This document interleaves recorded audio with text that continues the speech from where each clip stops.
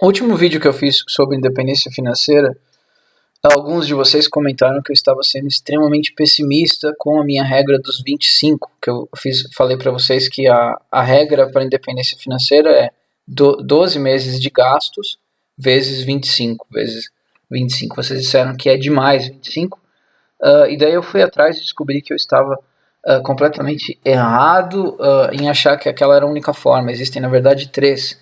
A forma pessimista, que é a que eu fiz, a forma realista e a forma otimista. Então vamos falar sobre essas outras duas formas de atingir a independência financeira. Vocês estão no Brasil, sobretudo Deus, sobre todos, deixem seu like, inscreva-se no canal, compartilhe esse vídeo, assista por favor também aos outros. A fórmula que eu ensinei para os senhores naquele outro vídeo é chamada de fórmula dos 4%. Com a ajuda de vocês eu descobri que existe na verdade outras duas fórmulas. Uma se chama fórmula dos 5% e a outra fórmula dos 7%. Essa nomenclatura se refere à expectativa de ganho anual nos seus rendimentos acima da inflação. Então a regra dos 4% admite que os seus investimentos vão render 4% acima da inflação por ano. Então, em termos de Brasil de hoje, provavelmente você está trabalhando com renda fixa ou tesouro direto, que é mais ou menos o que rende por ano, 4% acima da inflação. A dos 5% admite que, por óbvio, seus rendimentos rendem 1% a mais que isso, 5%. Então, provavelmente você está colocando uma porcentagem disso em renda variável para chegar nesses 5%. E o otimismo, que é o 7%, deduz que você consegue 7% todos os anos, em média, de rendimento acima da inflação com os seus investimentos. O resultado disso é que, na fórmula que eu passei para os senhores, você teria que acumular 25 anos de gastos para chegar na independência financeira. Já na fórmula dos 5%, você tem que acumular apenas 20% de gastos no seu portfólio de investimentos para você conseguir 20 vezes o seu gasto anual para conseguir independência. E na fórmula otimista você teria que acumular 14 anos de gasto para você, em teoria, não ter mais que trabalhar, começar a trabalhar só se quiser e começar o dinheiro a acumular em vez de faltar, o dinheiro sobrar em vez de faltar. Antes da gente continuar, uma pergunta que todo mundo me faz é: para que independência financeira se eu posso morrer amanhã? Isso é absolutamente verdade, todos nós podemos morrer amanhã.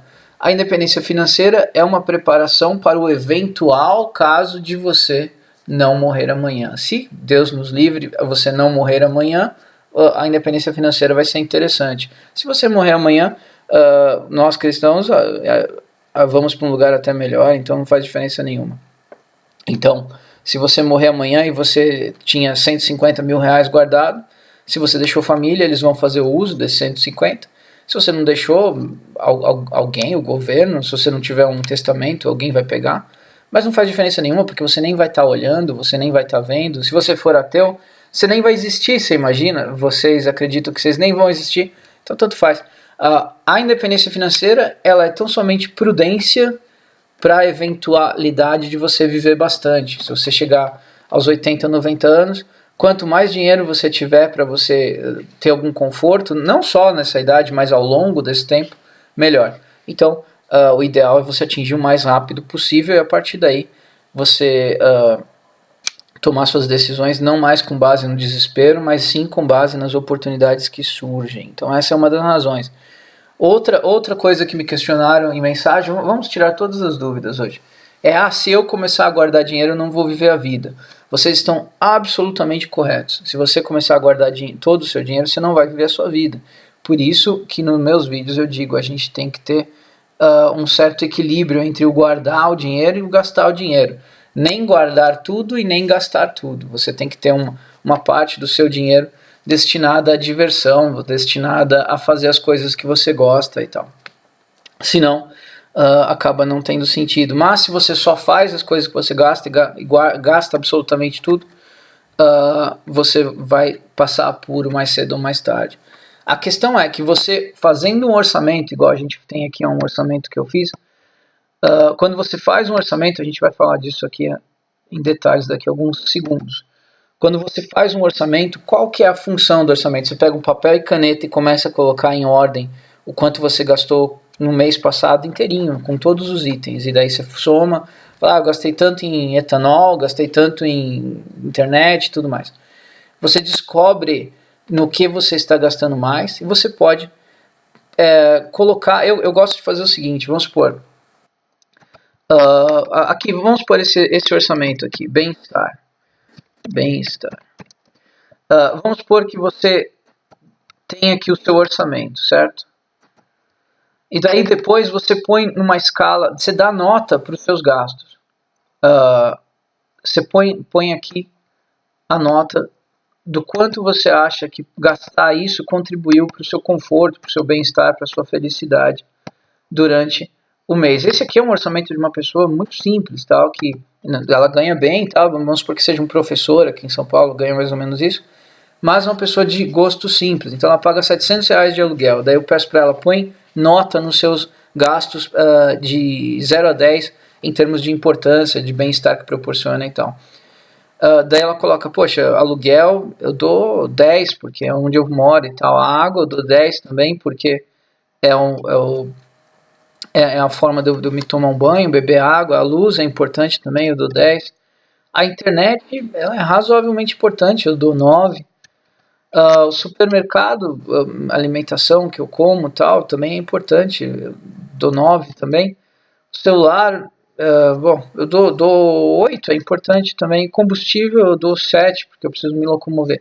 Então, nesse caso aqui é uma pessoa que ela só tem necessidades primárias, assim, ele está vivendo quase que em modo de emergência, como eu ensinei no outro vídeo, tá? Tô vivendo com o mínimo para viver mesmo. Mas você vê que o que sobrou na vida dele foi prioridades aqui. Se a gente tivesse colocado a academia, tivesse colocado aqui videogames, tivesse colocado aqui viagens, restaurantes, provavelmente, se eu falasse para dê nota no grau de prioridade de cada gasto, tal, provavelmente a academia teria 6, os videogames teria talvez 4, as viagens teria 3, os restaurantes teria 2. Porque essas coisas, embora prazerosas, não são o que estão mantendo ele vivo. A academia, ele pode correr na rua, pode fazer exercício em casa e tudo mais. E assim por diante. Então, voltando à nossa fórmula. Então, 25 vezes gastos anuais, 20 vezes e 14 vezes. Eu fiz aqui um quadro de o quanto você precisa investir para chegar em cada um desses, para fazer sentido cada um desses números. Então, vamos primeiro falar do exemplo nosso aqui. Vamos supor que essa pessoa se chama Olavo, ela ganha R$2.500 por mês, ela gasta 700 de aluguel, 30 de água, 80 de luz, internet R$100, supermercado 350, celular 50, combustível 200, vamos supor que ela gastasse R$100 de academia, R$100 de academia, gastasse R$200 por mês em videogames, R$300 em viagens e R$250 em restaurantes por mês. Daí primeiro ele vai chegar para... Esse aqui é o total que sobra, R$140, e os gastos dele. Primeiro ele vai chegar para mim e vai falar, eu quero cortar, eu quero independência financeira, eu sei que com R$140 por mês eu nunca vou conseguir. O que eu faço? Isso aqui é o total de gastos anual dele, total anual. Só um minuto para a gente ficar aqui bem organizadinho. Quem já é velho no canal tá acostumado com esse estilo meu aqui. Quem não tá horrorizado. Como que cara desorganizado. O total anual do Olavo é R$28.000. R$28.000 é o que ele gasta por ano. E aqui nas fórmulas, se fosse pessimista, os 4% ele precisaria de 700 mil. Se fosse realista, os 5% ele precisaria de R$566.000. E no Fórmula Otimista ele precisaria de R$396.000. Então perceba que uma pessoa que vai considerar os 7% de retorno líquido precisaria de quase de metade, mais ou menos, um pouquinho mais da metade do valor que eu considerei no outro vídeo. Bem menos, bem mais fácil de atingir a independência financeira. Daí eu coloquei aqui, ó, uma pessoa que quer atingir esse 7%, ela precisaria investir mais ou menos 40% em tesouro direto, 35% em fundos imobiliários, FIIs, 20% em ações, 5% em poupança, e teria que ter um nível de conhecimento médio. Por outro lado, uma pessoa que fosse investir tentando buscar um retorno de 5%, provavelmente poderia investir de forma bem mais conservadora, poderia pôr 30% em tesouro, 25% em FIIs, 20%, 10% em ações. Eu perdi a soma aqui, né? Preciso de soma. Como é que eu vou saber sem soma? Num total de 30% na poupança. Perdão, 30% é demais. Vamos pôr 20% na poupança, 35% em FIIs, 35% tesouro, 30% FIIs e 15% em ações. Nível de conhecimento intermediário. Nível de conhecimento pode ser um pouco mais baixo. Não sei se fica claro que intermediário é mais baixo do que médio. Vamos colocar iniciante. Não, iniciante dá impressão. Baixo. Vamos colocar baixo. Pronto. E daí uma pessoa que vai tentar conseguir os 4%, na verdade, ela poderia investir de forma bem mais conservadora. Digamos que ela poderia colocar 60% em ações, em tesouro direto, renda fixa. Ela poderia colocar FIIs, ela poderia colocar 15% em FIIs, 0% em ações e 25% na poupança para conseguir esse rendimento aqui. Ou ela poderia colocar 65% na renda fixa, 20% na poupança. Pronto. E o nível de conhecimento dela poderia ser... Vamos colocar alto aqui, vai. Vamos dizer que o conhecimento para você colocar esses números tem que ser alto. Esse aqui, médio. E esse... pronto. Assim faz mais sentido. São só 3 níveis, né? E o nível de conhecimento teria que ser baixo. Ótimo. Perfeito. Então, nós temos aqui os 3... E daí ela vai conseguir 4%. E esse aqui vai ganhar 5%. Então, essas são as 3 situações distintas que nós temos. Para conseguir 5% tem que ter algum conhecimento médio. Mas como que eu consigo conhecimento? Estudando. Você vai estudar, você vai ver vídeo no YouTube, você vai comprar livro, você vai fazer curso, se achar algum para fazer. Melhor nem fazer curso, você vai gastar mais dinheiro ainda. Tem tanta coisa grátis. Não faça um curso. Compre um livrinho aí, um guia de fundo imobiliário. Aliás, antes de comprar guia, comprar livro, esgota o que tem de grátis na internet. Então, voltando aqui para a situação do Olavo. Primeira coisa que a gente vai falar, Olavo, nesses números aqui você não vai chegar nunca nesse valor. R$140 por mês não vai chegar nunca nem em 396. Vai demorar muito tempo, pode esquecer. Daí ele fala, então o que eu faço? Eu falo, bom, vamos cortar. Daí primeiro a gente vai mandar ele dar nota na importância em termos de bem-estar e conforto e importância dos itens do orçamento dele. Ele descobre que todos os primeiros itens aqui são praticamente impossíveis de tirar, porque são extremamente importantes. A internet, não sei se eu já falei para os senhores, eu acho que tem 4 grandes prioridades na nossa sobrevivência como seres humanos. Não como animais que precisa de água, comida e um abrigo, talvez. Mas como seres humanos nós precisamos de um abrigo, que é a casa, ou aluguel, ou comprar, ou fazer a sua casa, um canto para morar. Você precisa de alimentação, você não pode ficar sem alimentação. Você precisa de comunicação, aí eu colocaria a internet, e talvez o celular também, e transporte para você ir de um lugar para o outro. Então, essas são as prioridades em nível descendente de custo, imagino eu, porque a moradia é mais cara que a alimentação, A alimentação, na verdade eu acho que o transporte ele é mais caro do que a comunicação. A comunicação é mais cara do que não, a comunicação é mais cara que os luxos, mas o transporte é mais caro que a comunicação. Então, essas são as 4 prioridades. E o resto aqui, como ele deu nota baixa, a gente vai zerar tudo. Nada de videogame, nada de academia, nada de viagem, nada de restaurante.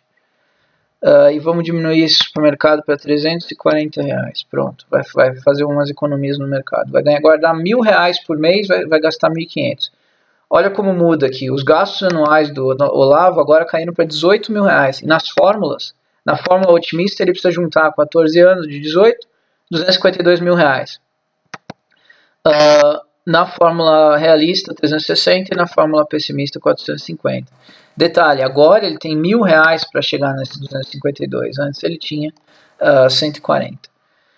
Ok, se você considerar que não vai ter juros, por óbvio, você vai precisar de 450 meses para chegar aqui. Aqui você vai precisar de 360 meses e aqui você vai precisar de 252 meses para chegar dividido por 12, você vai ter 37 anos e meio na fórmula pessimista, você vai ter 30 anos na fórmula realista e você vai ter 21 anos na fórmula otimista. Por óbvio, é tempo demais. Anos até independência.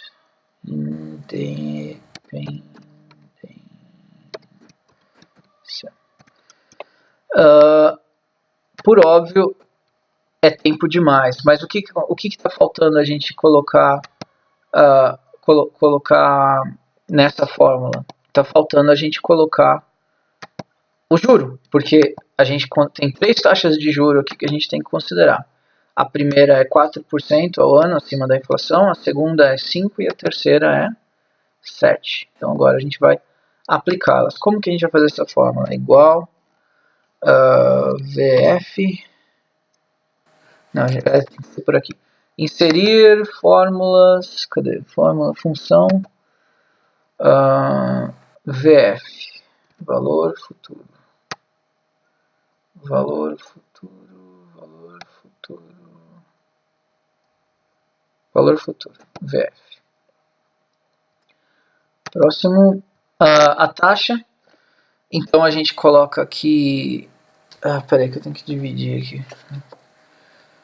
Eu vou dividir de fórmula... Não, vamos ver como é que eu vou colocar 0.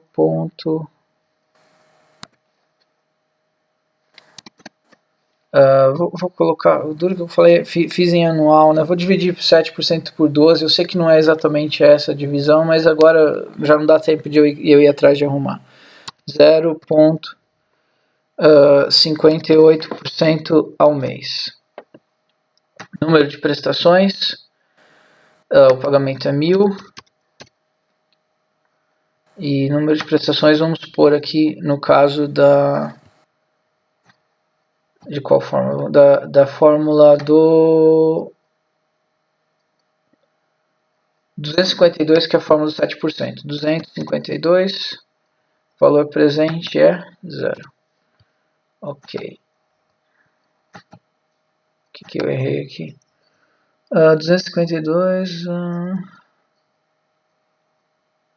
tá, tem que colocar vírgula aqui, perdão.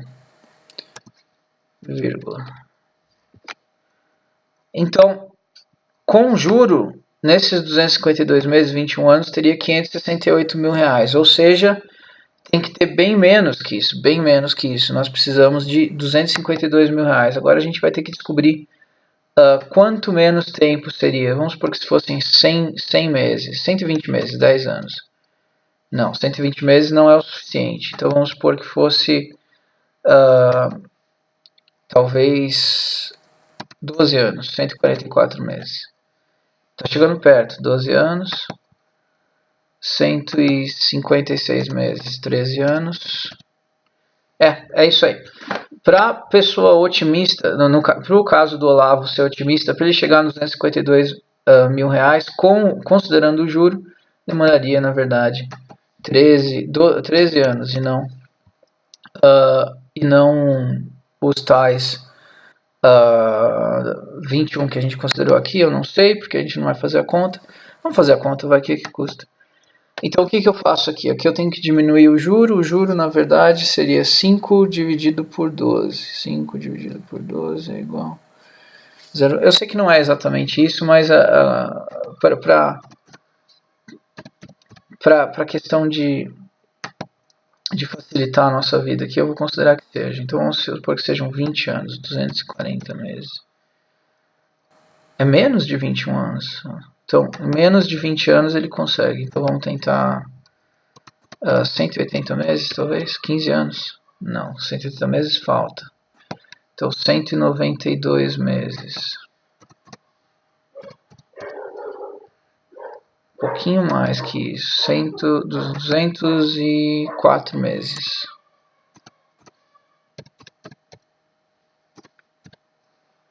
Um pouquinho mais. 216 meses agora.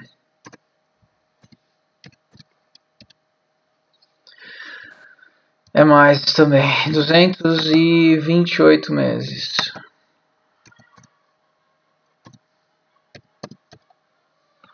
É isso. 228 meses. Que dá 19 anos. Então, 13 anos. Aqui, na verdade, não era 13. Era 13 vezes 12. É igual a 156. E, no caso do pessimista... nem vou fazer essa conta que a gente já demorou tempo demais. Mas então percebam que muda a fórmula conforme se você está tentando ser pessimista, realista ou otimista.